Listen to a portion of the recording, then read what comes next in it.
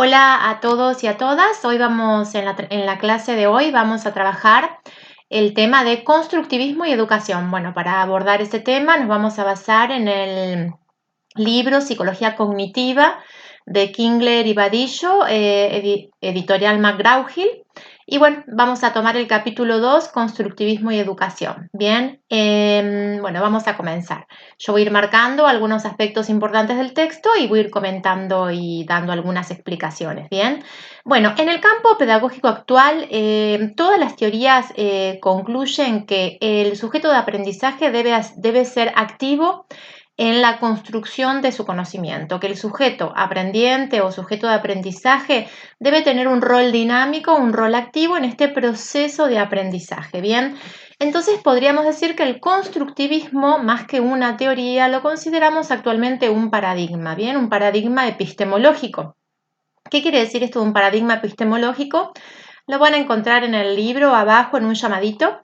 Y bueno, nos referimos de alguna manera a un conjunto de teorías que tiene aceptación en el campo epistemológico y científico actual y que comparten un mismo enfoque, una misma perspectiva acerca de un objeto de estudio. En este caso, en nuestro caso, el objeto de estudio, ¿cuál es? El proceso de enseñanza-aprendizaje, ¿bien? Es lo que vamos a trabajar en nuestra asignatura, el proceso de enseñanza-aprendizaje, o las características, las dinámicas de los aprendizajes. Entonces, de alguna manera, el paradigma constructivista es un conjunto de teorías, de aportes, de escuelas, de lineamientos teóricos, pero que todos de alguna manera comparten la misma visión acerca del sujeto del aprendizaje, como un sujeto activo, como un sujeto que tiene un rol dinámico, que es un agente activo en la construcción del conocimiento. Bien, históricamente han existido dos importantes y dos visiones, vamos a decir, sí, dos visiones acerca de cómo se construye o qué es la realidad, ¿no? Cómo podemos dar cuenta de la realidad. Bien, filósofos, psicólogos, pedagogos se han hecho esta misma pregunta a lo largo de la historia, ¿no? ¿Qué es la realidad? ¿Qué constituye la realidad? ¿Qué constituye la realidad? Bueno, vamos a marcar de forma sintética. Este texto nos aporta como una distinción entre dos visiones muy marcadas. Una visión que vamos a llamar una visión objetiva, que es la que tal vez correspondería a las escuelas más tradicionales en pedagogía, bien, y en psicología educacional. Esta visión objetiva nos dice que la realidad preexiste al sujeto y que el sujeto de forma pasiva toma esta realidad, de forma pasiva de alguna manera descubre esta realidad, incorpora esta realidad y una vez que incorpora esta realidad la transmite a través de algún código simbólico, a través de un vehículo simbólico como el lenguaje, transmite esta realidad al resto de las personas, al resto de los estudiantes. O sea, la realidad como aquello objetivo, aquello externo a la persona y que la persona la incorpora esta información de forma pasiva. Bueno, ¿cuál es de alguna manera el postulado y lo que podemos concluir de esta visión objetiva acerca del conocimiento, perdón? Es que, bueno, de esta manera, si el conocimiento es una copia fiel de la realidad, ¿no? Como decían los empiristas, entonces la realidad va a ser común a todos. Todos vamos a compartir la misma realidad. Todos vamos a tener los mismos conocimientos, todos y todas las mismas opiniones, bien, porque esta realidad, este conocimiento estaría fuera y las personas solo debemos de alguna manera incorporarlo. Bueno, evidentemente esta postura, este paradigma teórico epistemológico ha sido superado por otras posturas, por otros paradigmas mucho más complejos, mucho más dinámicos, integrales, amplios acerca del conocimiento. Estos nuevos paradigmas, aquí en el texto que estamos trabajando nosotros, lo vamos a encontrar como la visión subjetiva acerca de qué es la realidad o acerca del conocimiento. Y esta visión subjetiva, sí, nos dice que la persona construye su realidad subjetiva. La persona construye su realidad subjetiva. La realidad es aquello que el sujeto construye a partir de sus observaciones, reflexiones y pensamientos lógicos. Bien, entonces la realidad es aquello que construimos. ¿A partir de qué?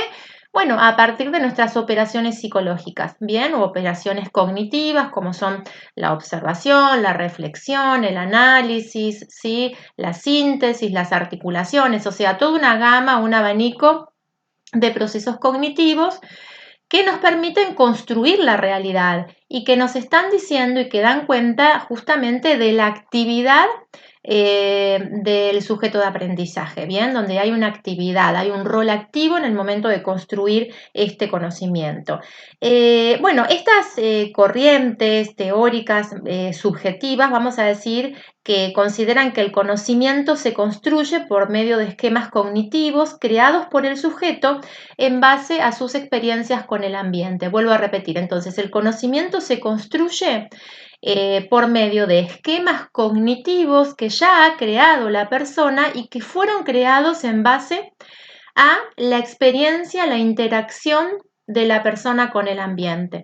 Entonces, fíjense qué importante que tenemos estos dos aspectos. Tenemos por un lado los procesos cognitivos, los esquemas cognitivos, podríamos llamarlos también esquemas mentales, también podríamos, sí, esquemas mentales, esquemas cognitivos, esquemas de pensamiento, estos esquemas de pensamiento que ya son previos, con los cuales la persona cuenta y que se construyeron a su vez en interacción o en intercambio, como dice Piaget, con el medio. Bien, entonces, esta definición, ¿qué nos está diciendo? Bien, que por un lado, el conocimiento no es algo dado constitutivamente, no es algo natural, no es algo a priori, ¿no? Como tal vez consideran los filósofos más innatistas, ¿no? El conocimiento no son estructuras a priori, estructuras previas que tiene la persona y que de repente se despliegan o se desenvuelven, ¿no? Bueno, los conocimientos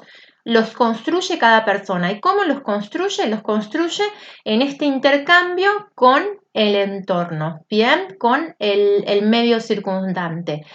Y este intercambio es lo que denominamos en psicología, bueno, también en filosofía, es la experiencia. Bien, entonces, estas escuelas pedagógicas, que podríamos llamar, que tienen una visión, el texto las menciona como una visión subjetiva, estas escuelas pedagógicas nos hablan que el conocimiento y el sujeto de conocimiento, ¿sí? Es una interacción entre estos dos factores. Por un lado, los esquemas de conocimiento previo y por otro lado, las experiencias que el sujeto o la persona despliega con su entorno vital. Bien, ¿qué más podemos aportar con respecto a esto? Bueno, la terminología que utiliza el texto que vamos a leer nos dice que el sujeto no es producto, puramente producto de la experiencia, sino que es, por un lado, influencia del ambiente y por otro lado, producto de sus disposiciones internas. Bien, entonces, volvemos a repetir, el sujeto se construye en una interacción entre las influencias del ambiente y la acción de las disposiciones internas. ¿Qué son estas disposiciones internas? Son los esquemas de conocimiento previo. Más adelante, cuando veamos Piaget, nos vamos a dar cuenta que siempre existen esquemas de conocimiento previo. Bueno, si quieren nos adelantamos un poquito con esto y lo explico de alguna manera. Piaget, que es el representante más importante del constructivismo en el siglo XX, después obviamente que un montón de autores, de epistemólogos, pedagogos, psicólogos educacionales continuaron la línea de Piaget y aportaron nuevos conceptos. Pero bueno, vamos a pensar que Piaget, de alguna manera sentó las bases teóricas para las posteriores escuelas dentro del constructivismo. Entonces Piaget lo que nos dice es que el conocimiento, la inteligencia es una construcción progresiva, que esta construcción progresiva se da justamente por la interacción entre estos dos factores, la influencia del medio ambiente y el despliegue de las disposiciones internas, que son los esquemas de conocimiento, bien, y que estos esquemas de conocimiento o esquemas cognitivos van de un grado de menor complejidad a un grado de mayor complejidad, bien. ¿Por qué van de un grado de menor complejidad a un grado de mayor complejidad? Bueno, por un lado, porque cuando nacemos, nuestra estructura orgánica biológica tiene digamos, la complejidad es menor, ya que todavía no contamos con el desarrollo de las estructuras madurativas. Y la interacción con el medio también es menos compleja, podríamos decir, es más, no simple, no quiero utilizar esa palabra, pero es más concreta, que es la que utiliza Piaget. Bien, las interacciones son más concretas. Entonces, la construcción de los esquemas cognitivos va a evolucionar, va a ir en progresión desde un grado de menor complejidad hacia un grado de mayor complejidad. Desde una inteligencia más concreta a una inteligencia más abstracta o lógico-matemática. Y esta inteligencia concreta es lo que Piaget llama los esquemas sensoriomotores. ¿Por qué menciono esto? Solo para que podamos entender que siempre hay inteligencia. Bien, desde el nacimiento se empieza a construir la inteligencia, pero la inteligencia tiene diferentes características y cuando somos bebés estas características son sensorio-motoras, ¿no? Entonces la inteligencia es una inteligencia, sensorial o es una inteligencia motora. Es la inteligencia que le permite al bebé darse cuenta si está en contacto con la piel de la madre o está en contacto con la piel de una manta. Es la inteligencia que le permite anticipar la presencia de un ser significativo a través de los sentidos, que puede ser la vista, que puede ser el oído, ¿se entiende? O sea, es una inteligencia sensorial. De hecho, si ustedes hablan con alguna pediatra o pediatra, se van a dar cuenta que es lo primero que se evalúa en los recién nacidos, ¿no? Lo sensorial, lo motor, ¿bien? Porque justamente a través de lo sensorial y de lo motor es cómo se va a comunicar con su entorno las personas cuando nacemos, el bebé. Bueno, no me quiero extender en esto, pero bueno, lo teníamos que mencionar para que ustedes puedan entender por qué siempre hay esquemas de conocimiento previo. Siempre hay esquemas cognitivos, porque empiezan con esquemas sensorio-motores y van evolucionando y progresando. Piaget nos dice el texto, para este autor, el niño construye su propio conocimiento. Este conocimiento puede ser físico y social, ¿sí? En lugar de tomarlo de una fuente externa y lo hace en base a su desarrollo cognitivo. Bien, o sea, Piaget de alguna manera se separa, se va alejando de los empiristas y nos dice el conocimiento no lo toma el niño de una fuente externa, no es que está afuera y el niño o la niña adquiere este conocimiento, ¿sí? Por el mero contacto o por la mera observación o por la mera transmisión de ese conocimiento. No hay una fuente externa y el sujeto lo incorpora, sino que lo va construyendo al conocimiento en base a ¿qué? Al desarrollo cognitivo. ¿Qué es el desarrollo cognitivo? Es lo que decíamos hoy, es el progresivo desarrollo de las estructuras cognitivas. También el texto nos nombra, y lo vamos a seguir desarrollando a lo largo de las próximas clases, nos nombra a Vygotsky y justamente también nos pone una definición de Vygotsky, nos dice que el aprendizaje se produce por interacciones sociales, que los niños aprenden con experiencias sociales y con experiencias culturales. Nos dice Vygotsky que el aprendizaje es una reconstrucción de saberes sociales y culturales y que se facilita por la interacción y por la mediación de los otros. Fíjense qué interesante es, de alguna manera, y articular o complementar estas dos visiones. Creo que un poco lo vamos a trabajar así en estas clases, que tiene que ver con poder articular y relacionar o complementar estas dos visiones de estos dos grandes pedagogos. Bueno, no eran pedagogos, Piaget era epistemólogo, biólogo, después epistemólogo, Vygotsky sí, psicólogo, pero bueno, sus aportes son grandes aportes al campo de la pedagogía, por eso a veces los nombramos como pedagogos. Bueno, pero estos dos grandes científicos los podemos complementar. Bien, por un lado, Piaget, que nos habla del desarrollo individual de las estructuras cognitivas, y Vygotsky, que nos habla de que esas estructuras cognitivas no pueden desarrollarse, no pueden avanzar, no pueden desplegarse de alguna manera si no estamos los seres humanos en interacción con una cultura, en interacción con un medio social, con una cultura, y justamente para Vygotsky, que es algo que no trabaja Piaget, para Vygotsky el aprendizaje tiene que ver con la apropiación del bagaje cultural, ¿bien? Y esta apropiación del bagaje cultural se facilita por la interacción y la mediación con los otros. Aquí es importante mencionar el rol docente, porque justamente es el lugar del rol docente que tiene que ver con como mediador, bien, de estos conocimientos y de este capital cultural que implica el aprendizaje, ¿no? Porque el aprendizaje implica la construcción y apropiación del capital cultural, por eso el aprendizaje y el proceso de enseñanza-aprendizaje es diferente en cada cultura y también es diferente en cada contexto histórico, ¿bien? Y eso de alguna manera es lo que nos habla Vygotsky. Bueno, nos dice Vygotsky que el aprendizaje implica promover el crecimiento personal en la cultura a la que pertenece cada estudiante, cada alumno, que implica una participación activa, obviamente. Aquí tenemos también a otro autor, Vygotsky, que nos habla de esto de el sujeto de aprendizaje como un agente activo en la construcción del conocimiento. Esto lo vamos a repetir, al sujeto de aprendizaje como un agente activo en la construcción de conocimiento, ¿sí? Y bueno, lo vamos a repetir porque de alguna manera en esta asignatura el espíritu y el objetivo tiene que ver con eso, ¿no? Tiene que ver con que podamos reflexionar acerca del papel de las personas y también de los y las docentes en la construcción de los procesos de enseñanza-aprendizaje. Bien, y el contexto cultural. Bueno, después van a ver que en el texto nos habla un poco de la diferencia entre memoria a largo plazo y memoria sensorial.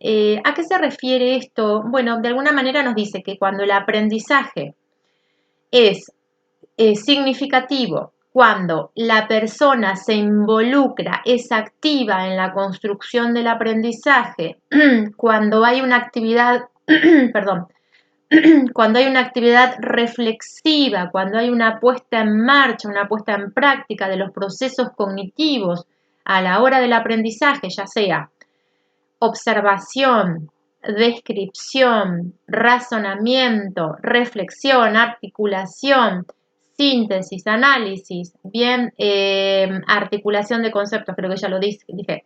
Cuando en el aprendizaje se ponen en práctica todas estas actividades cognitivas, obviamente que lo que vamos a formar, lo que vamos a construir es lo que se denomina en psicología educacional una memoria semántica, que es una memoria a largo plazo, porque es una memoria de conceptos, una memoria con significado, con sentido, y que encuentra sentido en la articulación de conceptos. Bien, en cambio, cuando el aprendizaje se da de forma memorística, repetitiva, donde podríamos decir que la única actividad cognitiva que se pone en juego es la memoria. La memoria o la repetición, bueno, lo que construimos es una memoria a corto plazo, ¿bien? Y no es aprendizaje significativo porque es una memoria que después no podemos contar con esa memoria para nuevos aprendizajes. Bien, esto con respecto a lo que dice el texto, porque cuando lo lean van a encontrar esta distinción entre memoria a largo plazo o memoria semántica o codificación semántica y memoria que lo llama sensorial o fonológica. Bueno, a continuación el capítulo de constructivismo y educación, este capítulo nos va a proponer que analicemos una pequeña aproximación sobre los antecedentes filosóficos del constructivismo. Bueno, venimos hablando desde hoy de esta cuestión de las visiones acerca del campo pedagógico, de las visiones acerca del conocimiento en el campo pedagógico, perdón. Y dijimos que teníamos visiones objetivas y visiones subjetivas. Entonces, bueno, de alguna manera lo que nos intenta mostrar el texto es con esta visión subjetiva, ¿bien? Esta visión donde el sujeto es agente activo en la construcción de conocimiento no es una visión que surge en el siglo XX con Piaget, muchas veces creemos que Piaget fue el único o fue el primer epistemólogo que nos habla de la construcción activa de conocimiento. Sin embargo, lo que nos dice el texto es que existieron muchos filósofos que antes ya, digamos, que antes ya analizaban o reflexionaban acerca de las características del conocimiento del ser humano. El texto va a nombrar varios filósofos. Yo me voy a quedar con uno, que es el que voy a mencionar en esta clase, pero bueno, ustedes tienen en la bibliografía el resto y pueden seguir obviamente investigando, ¿bien?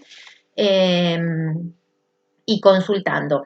Pero vamos a nombrar un gran filósofo del siglo XVIII que es Kant. Sí, podríamos decir que Kant es como el precursor o el iniciador del constructivismo, porque ustedes saben que Kant, no sé si lo han estudiado en filosofía, tal vez sí, en introducción a la filosofía, tal vez sí, yo creo que han tenido, pero bueno, lo único que nosotros vamos a tomar de Kant es esta distinción, me parece a mí que es interesante, entre la sensibilidad y el acto de entendimiento. Bien, Kant hace todo, bueno, la obra de Kant es ardua, compleja y muy, muy vasta. Nosotros vamos a tomar solo esta distinción entre sensibilidad y acto de entendimiento. Bien, por eso dice aquí el autor que anticipó gran parte del constructivismo, ¿sí? En esta distinción del constructivismo moderno, ¿no? En esta distinción. Porque habla de acto de entendimiento, ¿bien? Y nos dice que el acto de entendimiento, no podemos llegar a un acto de entendimiento solo a través de los sentidos. ¿Se entiende? ¿Sí? O sea, un acto de entendimiento solo vamos a poder arribar a través de los sentidos, pero conjuntamente de la actividad mental. Por eso habla de acto, fíjense, acto de actividad, acto de entendimiento, y que va mucho más allá de nuestros sentidos. Por eso hace esta diferencia entre sensibilidad, que es la captación de los sentidos, y acto de entendimiento, que es un concepto diferente, que es más activo, es una construcción, ¿no? Un acto de entendimiento. Por eso lo tomamos acá como de alguna manera como que anticipa el constructivismo cuando hace esta distinción y cuando nos dicen que el conocimiento no es solo sensibilidad, sino que el conocimiento es un acto de entendimiento. Bueno, a ver, ¿qué más podemos mencionar respecto a estos antecedentes? Bueno, nos dice Kant que el ambiente, como lo percibimos, es una invención nuestra. Fíjense qué importante. Entonces, ¿qué quiere decir esto de invención? A veces llama un poquito la atención y decimos como una invención. Bueno, estos filósofos, bien, que anticiparon el constructivismo, de alguna manera nos hablan de invención. ¿Por qué? Porque al ser el conocimiento un acto de entendimiento, es un acto de entendimiento subjetivo. Bien, cada uno de nosotros y nosotras estamos inventando la realidad al momento que la conocemos. Bien. Eh, Cuando vamos a ponerlo en términos prácticos, cuando nosotros leemos un texto, cuando nosotros escuchamos una conferencia o una clase, cada uno de nosotros lo entiende de diferente modo. ¿Por qué lo entiende de diferente modo? ¿Por qué lo comprende de diferente modo? Más allá de que después lleguemos a las mismas conclusiones o a los mismos aportes. Porque bueno, porque nuestras estructuras de conocimiento previo son diferentes y porque nuestras experiencias con el entorno son diferentes. Y si la construcción de conocimiento, este acto de entendimiento del que habla Kant, se basa justamente en la interacción de estos dos factores, vuelvo a repetir, esquemas de conocimiento previo y contacto y experiencia e influencia del ambiente. Siempre que hablamos de influencia del ambiente estamos hablando de experiencia, ¿no? No de pura sensibilidad, ¿no? O sea, la influencia del ambiente no es pura sensibilidad, no es que me llega a mí y me quedo con este fenómeno sensible de la experiencia del ambiente. La experiencia del ambiente eh, implica que cada experiencia va a ser significada de diferente forma en función de cada persona. Seguimos avanzando en el texto y bueno, sigue desarrollando esta cuestión del paradigma constructivista. Bien, nos dice, bueno, si quieren rescatamos aquí, recuperamos un concepto importante que es el de disonancia cognitiva, que lo van a leer, perdón, en el texto, si quieren lo trabajamos un poquito. ¿Qué es esto de la disonancia cognitiva? Nos dice que el constructivismo dependerá de una disonancia cognitiva, que son disonancia, ¿no? Conflicto. ¿Bien? Disonancia, conflicto, disonancia, contraposición. Entonces, disonancia cognitiva son cogniciones contrapuestas. Bien, esquemas de conocimiento que se contraponen y esquemas de conocimiento que de alguna manera no son suficientes para la comprensión de algún concepto, ¿no? Esquemas de conocimiento que no permiten abordar un grado de mayor complejidad en el conocimiento. Por eso dice una disonancia cognitiva. Una disonancia cognitiva es cuando un esquema de conocimiento previo no nos es suficiente para adquirir los nuevos conocimientos. Eso puede ser. O a su vez también puede ser cuando es obstáculo para aprender nuevo conocimiento, que es el concepto que también seguramente lo vieron de obstáculo epistemológico, ¿no? Cuando un conocimiento previo me sirve de obstáculo para un conocimiento nuevo.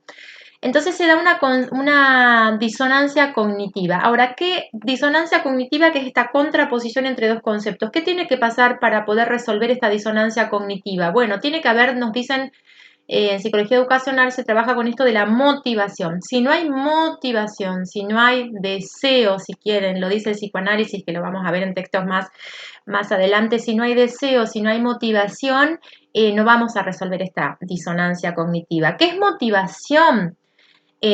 Bueno, es interés, es que un aprendizaje nos resulte significativo.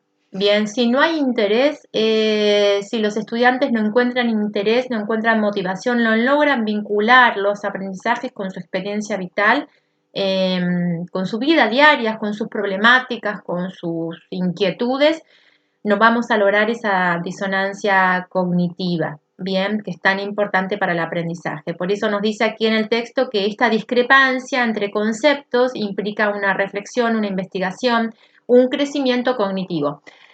Siempre que hay aprendizaje, podríamos decir, ¿qué es el aprendizaje? El aprendizaje tiene que ver con un crecimiento, una transformación cognitiva. Cuando aprendo algo, se transforma cognitiva, hay una transformación cognitiva, hay una transformación de mis esquemas mentales. ¿Bien? ¿Se entiende? O sea, si no hay transformación cognitiva, no hay aprendizaje. Podríamos decir, bueno, después también podemos hablar del grado de complejidad, también podríamos decir que hay aprendizaje cuando hay una evolución de un grado de menor complejidad a un grado de mayor complejidad. Bien, pero bueno, cuando hablamos de aprendizaje cuando hay un cambio, ¿no? Cuando uno dice, bueno, yo hoy aprendí algo nuevo, o yo hoy aprendí a ver la realidad de otra manera, perdón. Yo hoy aprendí a analizar esto desde otro enfoque. Yo hoy incluí un nuevo aporte en mi forma de pensar. ¿Se entiende? Cuando hay transformación, hay cambio, ¿no? Cognitivo. Bueno. Ya lo dijimos, el paradigma constructivista, estoy buscando cuestiones que no hayamos trabajado. El paradigma constructivista se centra en la noción de realidad subjetiva. El lenguaje es el vehículo cognitivo que transmite la cultura por medio de la educación, nos dice el texto, bien, o sea que cuando hablamos de educación, ahora ya cuando hablamos de proceso de enseñanza-aprendizaje en el marco de una institución educativa, en el marco de un proceso educativo, a considerar al lenguaje como vehículo cognitivo, bien, es lo que nos permite de alguna manera al lenguaje transmitir la cultura. ¿Qué es la cultura? Bien, en esta materia, en este texto, lo vamos a tomar como el capital cognitivo, bien, representado por conocimientos, habilidades, experiencia, memoria histórica, creencias, eso es la cultura. Y eso es todo lo que se puede poner en juego en un proceso de aprendizaje. O sea, no solo conocimiento. Por eso decimos, el lenguaje es el vehículo cognitivo de transmisión cultural. Bien, ¿y qué es la cultura? Bueno, la cultura es un capital cognitivo que cada civilización tiene. Entonces, dentro de este capital cognitivo vamos a incluir desde conocimientos, habilidades, experiencias, memorias, creencias, valores, también podemos incluir, bien. Fíjense qué interesante y ahí vemos cómo se amplía el concepto de educación. Ya no es la mera transmisión de conocimiento, sino que tiene que ver con un capital cultural y con un capital cultural que obviamente se transforma, que varía y que esperemos que evolucione. Bien, a ver, entonces, el paradigma constructivista considera que el estudiante solo podrá construir conocimiento por sí mismo y con la ayuda de otro, que sería el mediador, bien, y que solo podrá aprender conocimientos que estén conectados a otros conocimientos y experiencias previamente adquiridas por él. Bien, entonces fíjense que aquí ya el texto nos está hablando de la importancia de un otro, de una otra, que es mediador, mediadora entre ese capital cognitivo, entre ese capital cultural y el aprendiente o el sujeto de aprendizaje. Bien, entonces, si no hay esta interacción, si no está este lugar de mediador, que lo podemos nosotros ubicar como en el rol docente, bueno, no va a haber proceso de enseñanza-aprendizaje. Es importante y es fundamental en el proceso de enseñanza-aprendizaje este lugar de un mediador o mediadora representado por el rol docente. Bien. ¿Qué más dice esto? De que solo podemos aprender aquello que se puede conectar con otros conocimientos, bien, y que se conecta con nuestras experiencias vitales. ¿Por qué es tan importante para el constructivismo esto de conectar cada aprendizaje con conocimientos previos y con experiencias previas? Porque, bueno, esta es la forma en la cual los aprendizajes se vuelven significativos, bien. Eh, no sé, vamos a buscar un ejemplo. Si nosotros tenemos que dar una clase de cualquier tema en la adolescencia, ¿no? Y encontramos una película o el fragmento de una serie o un fragmento de una película, no una película entera, porque eso de pasar una película entera en clase, como que, bueno, no, a veces se pierde demasiado tiempo, pero un pequeño fragmento. ¿Por qué a veces utilizamos este tipo de recursos? Este y muchísimos más. Vamos a hablar después de otros, ¿no?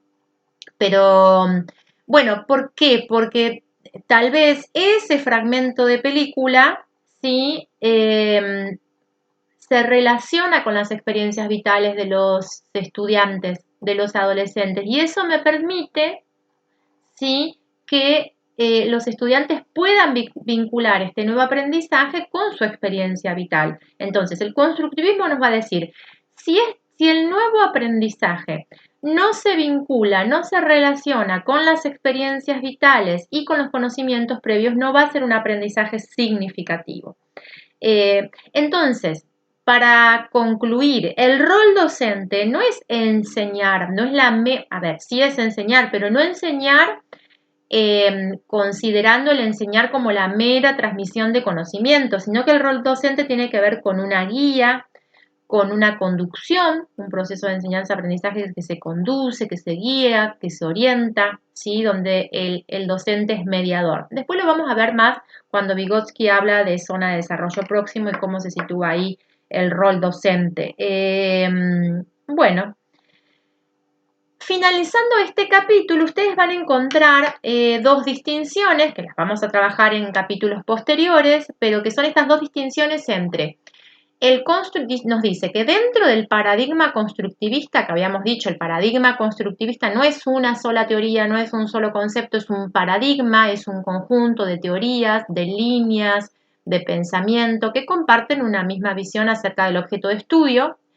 Podríamos decir cuál es el objeto de estudio aquí, o sea, cuál es nuestro interés, nuestra problemática. Bueno, el proceso de enseñanza-aprendizaje, los y las estudiantes y los docentes, bien, en ese conjunto, en ese proceso de enseñanza-aprendizaje. Entonces, vamos a decir, el paradigma, dentro de este paradigma constructivista, sí podemos ubicar como dos líneas, que a su vez yo creo que son súper complementarias, que es el constructivismo biológico, representado por Piaget, y el constructivismo social, representado por Vygotsky. ¿Sí? Al final del texto van a encontrar qué es lo que nos aporta el constructivismo biológico y el constructivismo social. Bueno, no lo voy a leer porque ustedes lo tienen en el texto. Sí sería por ahí importante aclarar a qué denominamos constructivismo biológico y a qué denominamos constructivismo social.